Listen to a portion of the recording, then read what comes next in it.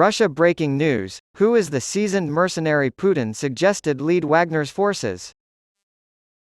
To replace Yevgeny Prigozhin as leader of the Wagner Group, Russian President Vladimir Putin reportedly suggested a senior mercenary known as Sedoy, which means gray hair in Russian.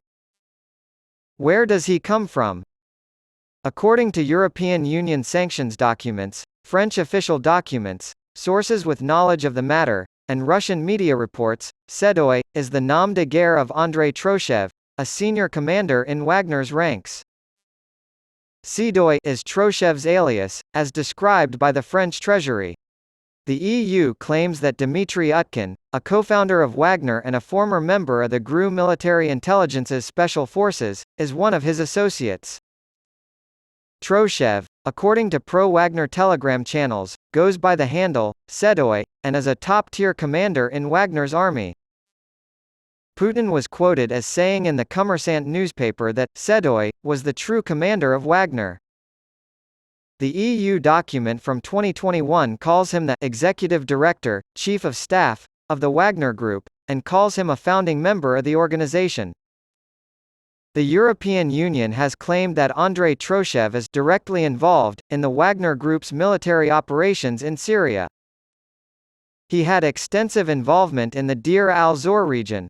Therefore, he backs and benefits from the Syrian regime because he is an integral part of Syrian President Bashar al-Assad's war effort.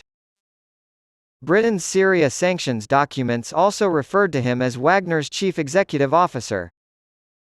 Troshev was born on April 5, 1962, in Leningrad, St. Petersburg's Soviet-era name, according to Russian records. His birth date of April 5, 1953, appears in Western sanctions documents. We don't know why. He served in the Soviet Union's decade-long war in Afghanistan. He served in the Russian army in the North Caucasus after the Soviet Union collapsed, and later in the SOBR, a rapid response special forces unit of the Russian Ministry of the Interior. He was the unit's commander. Troshev was honored twice with the Order of the Red Star for his service in Afghanistan. For his role in the 2016 assault on Palmyra, Syria, against Islamic State extremists, he was awarded Russia's highest medal, Hero of Russia. In 2017, Russian media published a photo that appeared to show Putin with Troshev, Utkin, and others. Both gentlemen are decked out in medals. It's estimated that the photo was taken in 2016. Without escalating into an all-out war between NATO and Russia, the NATO summit was a strategic success in that aid was pledged to Ukraine. U.S. Vice President Joe Biden, who has handled the war admirably with only a few missteps, was right to resist Ukraine's demands for a clear timeline for joining NATO while still at war with Russia. After the war ended, the G7 gave Ukraine security guarantees, granted it observer status in NATO via the NATO Kyiv Council, and fast-tracked its membership application process. What Ukraine got was significant, and President Volodymyr Zelensky has an obligation to advocate for even more. The structure of post-Soviet Europe will be finalized after this war is over. It was a sign that the NATO summit was held in Vilnius, Lithuania. To emphasize their point, NATO forces have arrived at Russia's doorstep. The point was that NATO could hold a meeting there without fear of invasion from Russia. From Krakow, onlookers can experience the summit's historic unfolding firsthand. From 1921 to 1930, Vilnius, Wilno, was a part of Poland, a union with some roots in the Great Polish-Lithuanian Commonwealth of the 17th century. Poland regained its independence after World War I as a result of Soviet expansion after World War II. All three Baltic states were annexed by the Soviet Union, and Vilnius became the capital of Lithuania. Lithuania declared independence from the Soviet Union in 1990, as the Soviet Empire was entering its final stages of evil existence. A dozen people were killed when Soviet troops were ordered to put down pro-independence and pro-democracy demonstrations in Vilnius in January 1991 by then Soviet leader Mikhail Gorbachev. Bloody Sunday commemorates the day the Russian Empire died in Vilnius.